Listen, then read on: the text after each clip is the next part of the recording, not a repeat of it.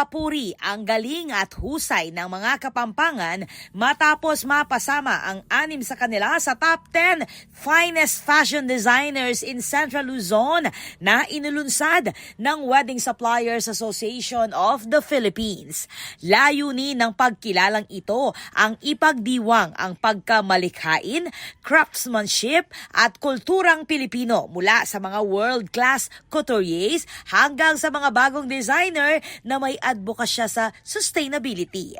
Patunay rin ito na patuloy na umaangat ang Filipino fashion sa local at international runways.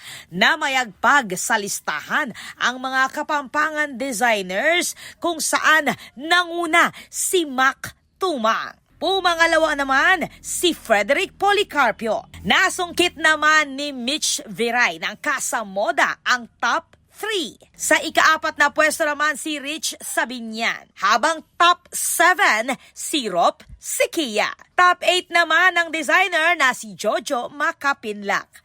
6 sa 10, isang malinaw na patunay na Kapampangan creativity is taking center stage. Sa bawat tahi at disenyo, dala nila ang kwento ng husay, kultura at modernong identity ng fashion mula Central Luzon. Ako po, Patricia Mamangon para King News Force Pampanga. Balitang Tutu, King Balen, susuyo.